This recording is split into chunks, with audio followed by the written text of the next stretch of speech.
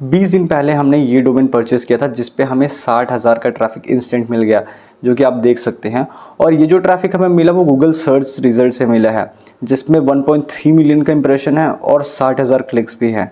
और यार अभी कुछ दिनों से ना इस वेबसाइट पे काम बंद है कुछ रीजंस की वजह से। इसकी वजह से इसमें ट्रैफिक का जो ग्राफ है ना वो थोड़ा डाउन है, बट इस चीज़ को रिकवर भी किया जा सकता है। एंड मैं इस पेज को ना एक बार रिफ्रेश करता हूँ ताकि आपको या फिर किसी को ये ना लगे कि ये पेज मैंने ना कहीं से भी एडिट किया हुआ है। इसके बाद गाइस आप देख सकते हैं कि इस वेबसाइट का ना डिस्कवर भी ऑन हो चुका है और डिस्कवर से ट्रैफिक आना भी स्टार्ट हो चुका है, जैसे कि आप देख सकते हैं। और गाइस सिक्योरिटी रीजंस की वजह से यहाँ पे मैं डोमेन का यानी कि वेबसाइट का नाम हाइड करता हूँ, क्योंकि बहुत सारे लोग जो होते हैं ना बॉट ट्रैफिक भेज के वेबसाइट को ख़राब कर देते हैं। तो इस वजह से मैं अपनी वेबसाइट का जो नाम है यहाँ पे मैं हाइड करता हूँ। वेबसाइट पे ट्रैफिक लाना कोई बड़ी बात नहीं है। अगर आपको सही मेथड पता हो तो आप अपनी वेबसाइट पे मिलियंस का ट्रैफिक लेके आ सकते हैं और अपनी वेबसाइट को गूगल के फर्स्ट पेज पे रैंक करा सकते हैं और इससे महीने के लाखों रुपए अर्न कर सकते हैं। लेकिन सबसे इंपॉर्टेंट पॉइंट जो है वो ये है कि सही गाइडेंस मिलना। और आप पूरा यूट्यूब देख सकते हैं, पूरा यूट्यूब में ट्रैफिक और एसईओ के बारे में बहुत सारा वीडियो भरा पड़ा है, लेकिन ऐसे एक भी वीडियोज़ नहीं है जो आपको प्रैक्टिकली लाइव प्रूफ दिखाए कि आप कैसे इन सारी चीज़ों को कर सकते हैं या स्टेप बाय स्टेप आपको गाइड करे कि आप इन सब चीज़ों को कैसे कर सकते हैं। ऐसी एक भी वीडियो यूट्यूब पे नहीं है और जो ऐसी वीडियोज़ हैं उन पे काफ़ी व्यूज़ कम है, यानी कि वो जो यूट्यूबर्स है वो काफ़ी अंडररेटेड है। सो गाइस आज की इस वीडियो में आपको लाइव प्रूफ भी दिखाऊंगा और आपको जो मेथड यहाँ पे सिखाऊंगा उस मेथड को यूज़ करके हमें हमारी 20 दिन वाली जो पुरानी वेबसाइट है उस पे हमें 60,000 का ट्रैफिक मिल गया, जो आप यहाँ पे देख ही सकते हैं। और सेम मेथड को यूज़ करके आप भी अपनी वेबसाइट पे मिलियंस का ट्रैफिक लेके आ सकते हैं। कहने का मतलब ये है कि अगर आप सही तरीके से काम करोगे तो आपकी जो वेबसाइट होगी उसमें भी ऐसे भर भर के मिलियंस का ट्रैफिक आएगा, ठीक है, और आपकी जो अर्निंग होगी वो भी लाखों में होगी। सो गाइस मेरा नाम है आशुतोष और अगर आप हमारे चैनल पे फर्स्ट टाइम आए हैं तो चैनल को सब्सक्राइब कर लीजिए। तो गाइस ये जो वीडियो है इसे बिगनर्स को माइंड में रख के बनाया गया है। मतलब जो बिगनर्स होते हैं ना उनको बेसिकली कुछ आइडिया नहीं होता है कि उन्हें काम कैसे स्टार्ट करना है, अपनी वेबसाइट पे कैसे ट्रैफिक लेके आना है, तो उनको माइंड में रख के ये वीडियो को बनाया जा रहा है। तो गाइस जब भी आप ब्लॉगिंग स्टार्ट करते हैं तो आपका जो फर्स्ट स्टेप यहाँ पे होना चाहिए वो ये है कि आपको ना लो कॉम्पिटिटिव नीश पे काम करना चाहिए। क्योंकि देखो यार जैसे कि यूट्यूब पे आप जितने भी वीडियोस देखते हैं ना वहाँ पे आपको 4 से 5 कैटेगरीज यानी कि नीशेस बताए जाते हैं, जिसमें कि एक हो गया स्पोर्ट्स, फिर इसके बाद वो होता है फूड के अराउंड होता है, फिर ट्रैवल, फिर फाइनेंस, और ऐसे ही ना 4-5 जो हाई कॉम्पिटिटिव नीश है ना इस पे आपको रेफरेंस दिया जाता है। और अगर आप ऐसे नीश पे काम करते हैं तो यार ऐसे में आपकी वेबसाइट पे ना ट्रैफिक बिल्कुल ही नहीं आएगा, क्योंकि यहाँ पे जो कीवर्ड्स होते हैं वो काफ़ी हाई कॉम्पिटिटिव कीवर्ड्स होते हैं जिस पे आपकी वेबसाइट पे ट्रैफिक आना, यानी कि अगर आप ऐसे कीवर्ड्स पे काम करते हैं तो आपकी वेबसाइट पे जो ट्रैफिक होगा वो बिल्कुल ही नहीं आएगा। क्योंकि हाई जो कॉम्पिटिटिव कीवर्ड्स होते हैं ना अगर आप उन पे रैंक करना चाहते हैं तो आपकी जो वेबसाइट है ना उसके बैकलिंक्स होने चाहिए, डोमेन ऑथोरिटी होनी चाहिए, पेज ऑथोरिटी होनी चाहिए। तो अगर आपका वेबसाइट न्यू है तो ऐसे में अगर आप हाई कॉम्पिटिटिव कीवर्ड्स पे यानी कि हाई कंपटीशन वाले नीश पे काम करते हैं तो ऐसे में आपको आपकी वेबसाइट पे ट्रैफिक नहीं आएगा। तो आपको ऐसे कंडीशन में लो कॉम्पिटिटिव जो नीचेस होते हैं ना उस पे आपको काम करना चाहिए। तो इसके बाद जो अगला स्टेप है वो काफ़ी ज़्यादा इंपॉर्टेंट है, जो कि है कीवर्ड रिसर्च। तो गाइस जितना भी लोग ना ब्लॉगिंग स्टार्ट करते हैं वो कीवर्ड रिसर्च वाला जो पॉइंट है ना, यानी कि ये जो पॉइंट है इसको बहुत ही ज़्यादा अंडर एस्टिमेट करते हैं। वो कीवर्ड रिसर्च को एकदम से इग्नोर करते हैं। ऐसा लगता है कि उन्हें कीवर्ड रिसर्च करने की कोई भी ज़रूरत नहीं है और वो अपने मन के हिसाब से, अपनी मर्ज़ी के हिसाब से किसी भी कीवर्ड पे आर्टिकल लिखना स्टार्ट कर देते हैं। और मान के चल लीजिए अगर आप भी ऐसे ही कर रहे हैं जो कि कीवर्ड रिसर्च बिल्कुल भी नहीं करते हैं और कीवर्ड रिसर्च किए बिना कोई सा भी टॉपिक जो उनके माइंड में आ रहा है वैसे टॉपिक पे अगर आप आर्टिकल आप भी लिखते हैं तो भाई आपको ऐसे में ट्रैफिक नहीं आएगा। इसीलिए जब भी आप ब्लॉगिंग स्टार्ट करते हैं तो कीवर्ड रिसर्च को आपको हमेशा ध्यान में रखना है और डेली के आपको 1 से 2 घंटे कीवर्ड रिसर्च में आपको देने हैं। और गाइस अगर आपको नहीं आता है कि कीवर्ड रिसर्च आपको कैसे करना है तो इस वीडियो पे कमेंट कीजिए कीवर्ड रिसर्च, और जैसे ही इस वीडियो पे 40 कमेंट्स हो जाएंगे ना तो इस पे मैं एक वीडियो बना दूंगा, डिटेल वीडियो, जिसमें मैं लाइव आपको कीवर्ड रिसर्च करके बताऊंगा कि कैसे मैंने कीवर्ड रिसर्च किया हुआ था इस वेबसाइट के लिए। और बेसिकली जितने भी मेरे वेबसाइट है ना उन पे मैं आर्टिकल पोस्ट करने के लिए कैसे कीवर्ड रिसर्च करता हूँ उसके लिए एक मैं ना डिटेल वीडियो बना दूंगा। इसके बाद जो अगला पॉइंट है वो है सिलेक्ट फ्रेश टॉपिक। देखो यार अभी मैंने जो आपको बताया कीवर्ड रिसर्च, अगर आप कीवर्ड रिसर्च सही से करते हैं हैं, अच्छे से करते हैं, तो आपको काफ़ी सारे फ्रेश टॉपिक्स मिलेंगे। और आपको अगर आप फ्रेश टॉपिक पे अपने वेबसाइट पे आर्टिकल लिखते हैं ना, तो ऐसे में आपके वेबसाइट पे ट्रैफिक आने का चांसेस काफ़ी ज़्यादा बढ़ जाता है। क्योंकि देखो यार, जो हाई कॉम्पिटिटिव कीवर्ड्स होते हैं ना, उस पर काफ़ी सारे लोग ऑलरेडी आर्टिकल लिख रहे होते हैं, और वहीं पे आप किसी ऐसी कीवर्ड को टारगेट करते हैं जिस पे 4 या 5 लोग ही आर्टिकल लिख रहे हैं, तो ऐसे में आपकी वेबसाइट पे ना ट्रैफिक आ जाता है।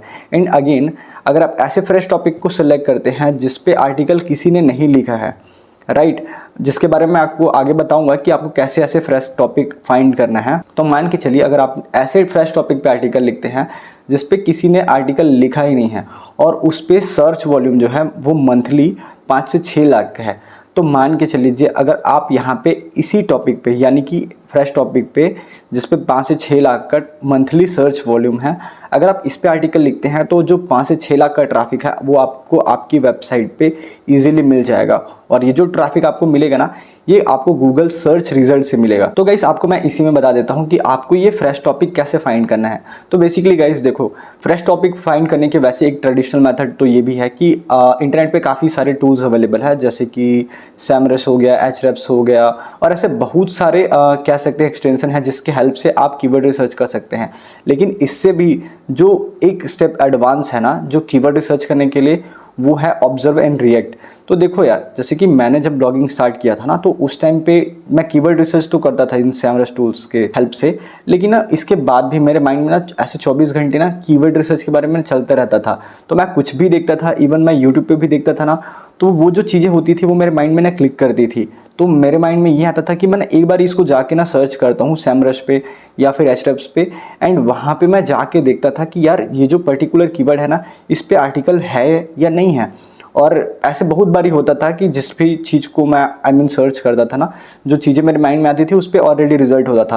पर देखो, ऐसे मेरे को बहुत सारे कीवर्ड मिले थे उस टाइम पे जिस पे मैंने काम भी किया, और मेरे वेबसाइट पे खूब सारा मिलियन का ट्रैफिक भी आया था।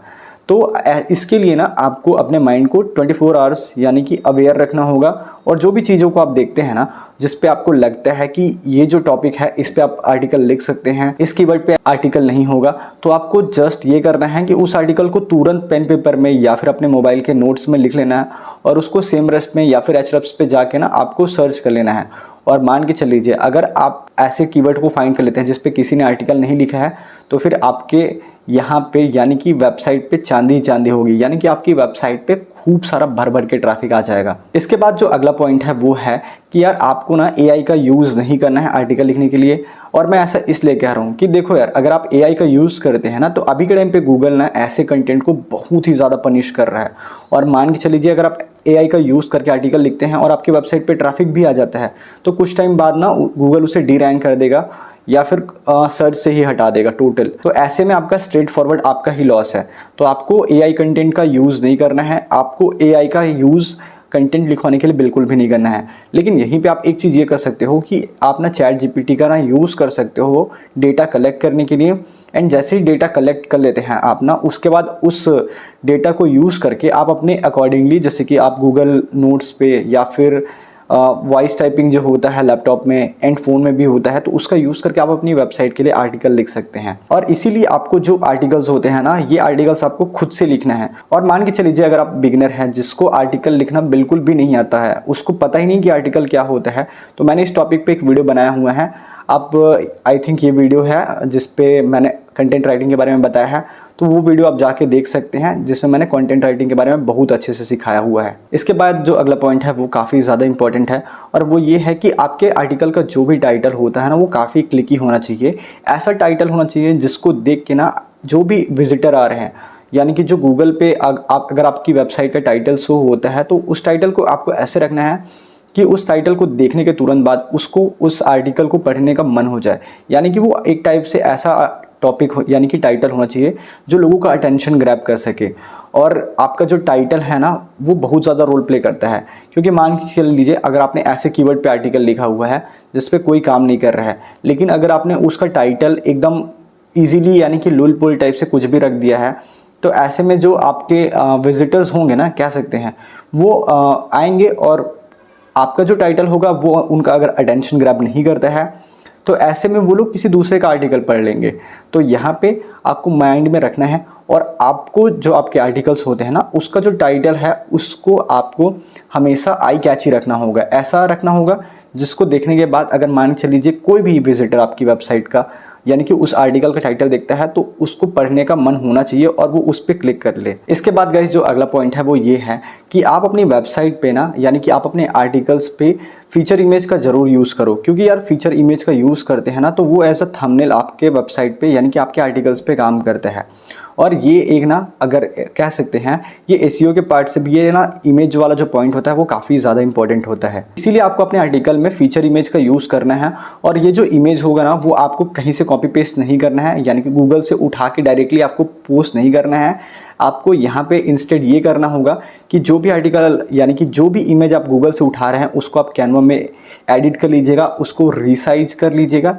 एंड रीसाइज करने के बाद ना जो आप इमेज डाउनलोड करेंगे वो पीएनजी फॉर्म में या फिर ना जेपेग फॉर्म में होता है, तो उसको आपको ना इमेज रीसाइजर एक ना वेबसाइट होता है वहाँ पे जाइए और उसको फिर आप पीएनजी से वेब फाइल पे कन्वर्ट कर लीजिएगा। इससे होता ये है कि जैसे कि पीएनजी जो इमेजेस होते हैं ना उनका साइज़ काफ़ी ज़्यादा होता है 2 MB 3 MB, तो ऐसे में ना जो आपके आर्टिकल्स होते हैं यानी कि आपकी वेबसाइट जो होती है ना वो लेट ओपन होती है, जो कि काफ़ी बेकार यूज़र एक्सपीरियंस होता है। और इसकी वजह से काफ़ी सारे जो विजिटर्स होते हैं ना वो वेबसाइट को छोड़ के चले जाते हैं। एंड ऐसे में बाउंस रेट आपकी वेबसाइट का यानी कि इंगेजमेंट रेट घट जाता है और बाउंस रेट काफ़ी ज़्यादा बढ़ जाता है। इसीलिए आपको जो इमेजेस हैं वो वेब फाइल में यूज़ करना है। और ये जो वेब फाइल यानी कि इमेजेस होते हैं ना वो उनका साइज़ काफ़ी लाइट होता है और ये इमेजेस ओपन होने में भी फास्ट ओपन हो जाते हैं। यानी कि ये जो ऐसे अगर आप यूज़ करते हैं ना तो आपके जो आर्टिकल्स होते हैं वो जल्दी ओपन हो जाते हैं। इसके बाद जो लास्ट और सबसे इम्पॉर्टेंट पॉइंट है वो ये है कि आपको ना अपनी वेबसाइट पे वॉल्यूम पे प्ले करना है। यानी कि आपके जो आर्टिकल्स होंगे ना आपको दिन के 5 से 10 आर्टिकल पोस्ट करने हैं। और देखो यार, अगर आप दिन के 10 से 5 आर्टिकल पोस्ट करते हो ना, यानी कि 5 से 10 डेली आर्टिकल पोस्ट करते हैं, तो ऐसे में एक चीज़ ये होगा कि आपका ना कंटेंट राइटिंग का जो स्किल है वो भी काफ़ी ज़्यादा इंप्रूव होगा और ऐसे में आप फास्ट कंटेंट यानी कि आर्टिकल्स लिख पाएंगे। और ऐसे में चांस ये होगा कि आपके जो आर्टिकल्स हैं ना वो गूगल पे रैंक कर जाए। क्योंकि देखो यार, जितने भी लोग ब्लॉगर्स होते हैं ना, जो लोग ब्लॉगिंग स्टार्ट करते हैं, वो मोस्टली 1 या 2 आर्टिकल लिखते हैं दिन के। मतलब जितने लोगों को मैंने देखा है जिनकी भी वेबसाइट को, वो दिन के सिर्फ 1 ही आर्टिकल लिखते हैं। और मान के चलीजिए अगर यहाँ पे आप उनसे 5 से 10 गुना ज़्यादा मेहनत करते हैं, ठीक है, 5 से 10 एक्स्ट्रा आर्टिकल लिखते हैं, तो यहाँ पे कह सकते हैं आपके जो रैंकिंग के चांसेस होंगे ना वो ज़्यादा होंगे। यानी कि आपकी वेबसाइट पे कह सकते हैं काफ़ी ज़्यादा ट्रैफिक आ सकता है। क्योंकि जैसे कि मैंने पहले ही बताया कि जो न्यूबी ब्लॉगर्स होते हैं ना वो लोग 1 आर्टिकल लिखते हैं और उसके बाद उनको लगता है कि उन्होंने बहुत आर्टिकल लिख लिया है। तो यहाँ पे आपको ऐसा बिल्कुल नहीं करना है। आपको दिन के 5 से 10 आर्टिकल डेली लिखना है। और अगर आपको नहीं पता कि आप दिन के कैसे 5 से 10 आर्टिकल लिख सकते हैं, तो इस वीडियो पे ये कमेंट कीजिए फास्ट कंटेंट राइटिंग। और फास्ट कंटेंट राइटिंग अगर 10 से 15 लोग भी कमेंट करते हैं तो मैं आपको ना एक आर्टिकल लिख के दिखा दूंगा, एक नहीं 5 से 10 आर्टिकल लिख के दिखा दूंगा 1 घंटे के अंदर में। और उस मेथड को यूज़ करके आप भी अपनी वेबसाइट पे ना 5 से 10 आर्टिकल डेली का लिख पाओगे। आई होप गाइस आपको इस वीडियो से काफ़ी कुछ सीखने को मिला होगा। अगर आपको कुछ भी इस वीडियो से सीखने को मिला है तो इस वीडियो पे कमेंट करके मुझे ज़रूर बताना। और अगर आपको ये वीडियो अच्छा लगा हो तो वीडियो को लाइक कीजिए और मेरे चैनल पे नया है तो चैनल को सब्सक्राइब कीजिए। और आपने अगर मुझे इंस्टाग्राम पे फॉलो नहीं किया है तो इंस्टाग्राम पे मुझे फॉलो भी कर लीजिए। और साथ ही साथ अगर आपके कुछ भी डाउट्स होंगे तो आप मुझे इंस्टाग्राम पे DM करके पूछ सकते हैं। मिलते हैं गाइस नेक्स्ट वीडियो में।